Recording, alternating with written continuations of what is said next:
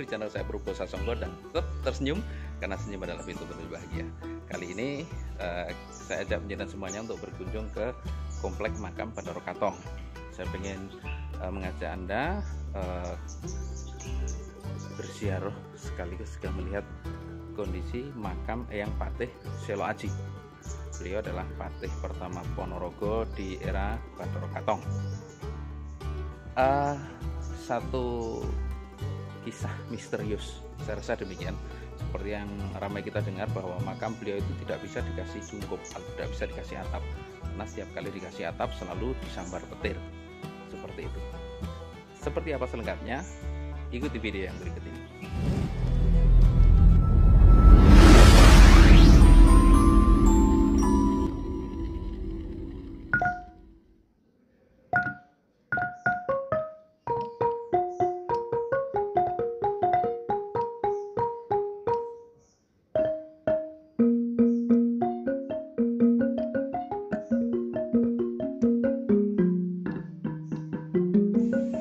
Berkunjung ke makam Bathara Katong atau Komplek Makam Bathara Katong. Tak lengkap rasanya apabila tidak sekalian berkunjung atau berziarah ke makam Patih Selo Aji. Makam Patih Selo Aji berada sedikit sebelah barat dari cungkup utama, yang mana di dalam cungkup utama berada makam Raden Bathara Katong, pendiri sekaligus adipati pertama Ponorogo.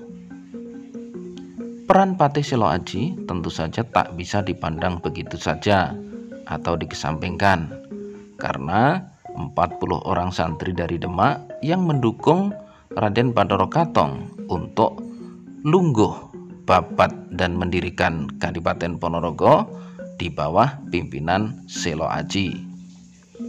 Konon Patih Selo Aji adalah keturunan Ki Ageng Selo, yang mana seperti kita ketahui mitos bahwa Ki Ageng Selo adalah seorang sakti yang mampu menangkap petir. Tak dapat dibayangkan bagaimana kesaktian dari Ki Ageng Selo. Demikian juga tentunya kesaktian tersebut diturunkan kepada keturunannya, dalam hal ini Patih Selo Aji. Cuma barangkali yang perlu dikaji adalah timeline, yakni masa hidup Patih Selo Aji dan masa hidup Ki Ageng Selo duluan yang mana. Nah, makam Patih Selo Aji sendiri sampai dengan saat ini tidak menggunakan cungkup atau sama sekali tidak diberi atap.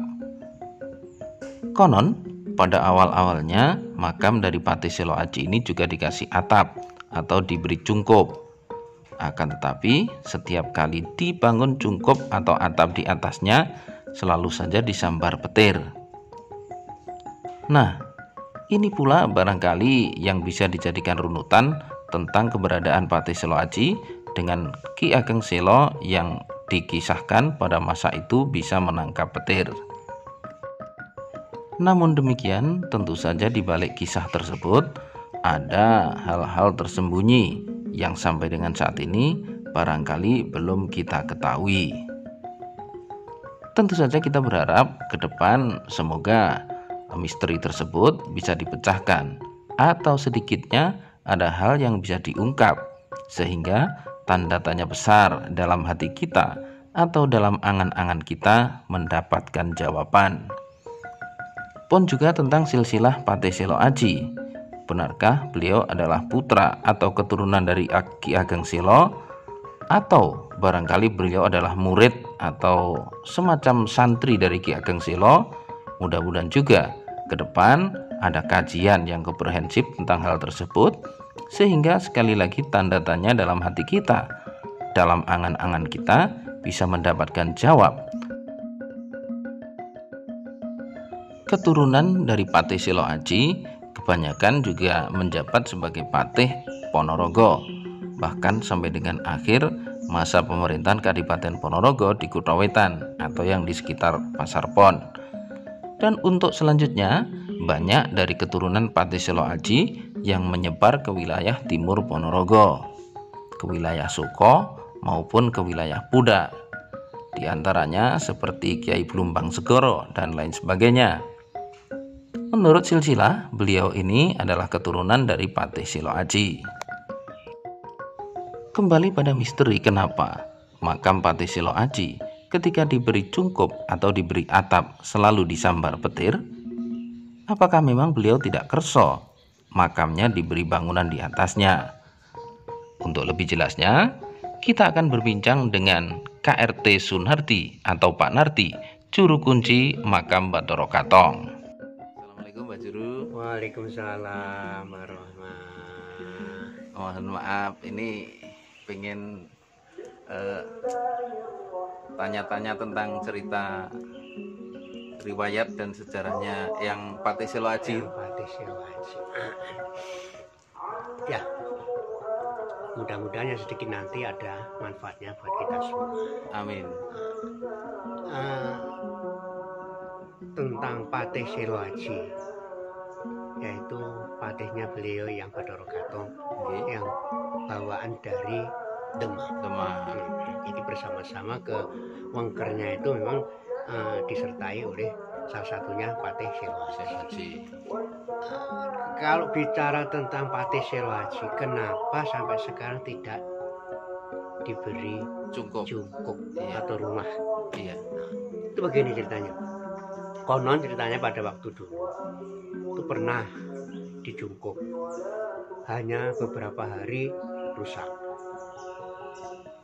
Diberi lagi jungkup, sore jadi, pagi sudah rusak lagi. Terus nggak lama lagi dijungkup tapi pakai sirap, terus dikasih apa tuh namanya, ijuk.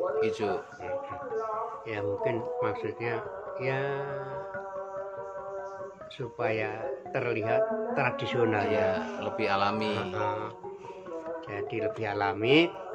Ternyata begitu selesai nggak lama kemudian disambar petir hingga terbakar, malah katut sama masjidnya. Dulu masjidnya ada di sebelah pagar, di sebelah barat pagar. Oh, gitu. Di sebelah barat pagar ini, begitu cungkupnya yang Patih Selo Aji sambar petir, kena masjidnya juga. Akhirnya masjidnya sekitar tahun 1800-an itu dipindah oleh kakek canggah saya yang bernama Mbah Kiai Muhammad Muso, dipindah setelah itu masjid yang sekarang yang sebelah pendopo sekarang ini. Iya. Terus akhir-akhir pada awal kepemimpinan Pak Markom Singodimedjo, pada tahun pertamanya Pak Markom itu membangun, merehab makamnya Eyang Putri. Itu jadi untuk tahun berikutnya Pak Markom punya keinginan untuk membangun makamnya yang Ageng Merah sama yang Patih Selo Aji itu untuk dijadikan satu. Jadi mau dibuat cungkup besar itu, jadi kelihatan cungkup pertama, cungkup utamanya cungkup Eyang Katong. Di sisi kanan kirinya ada cungkup yang besar juga, jadi biar kelihatan serasi. Tapi pada waktu itu Pak Markom saya kasih masukan begini-begini, dengan saya cerita begini-begini. Ya di antara percaya dan tidak percaya. Karena alam pikir modern ya, mungkin begitu. Tapi terus begitu pas malam, pas Kemis sore, kalau nggak salah itu Kemis Kliwon malam Jumat Legi. Biasa kalau hari Kemis sore itu ya, saya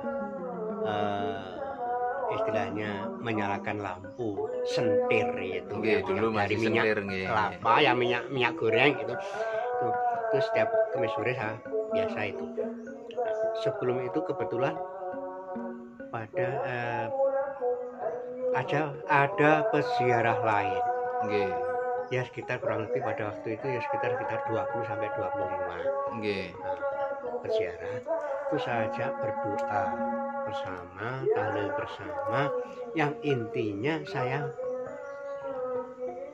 mohon izin untuk pembangunannya jungkup yang Ki Ageng Mira sama Pati Selaji untuk dijadikan satu. Ternyata justru saya sendiri yang tidak mendapat isyarah. Itu salah satu jamaah saya pada waktu itu ada yang mendapat isyarah bahwa di antara makamnya Eyang Pati Selaji sama Eyang Ki Ageng Mira di sebelah baratnya Ki Ageng Mira itu ada jedi.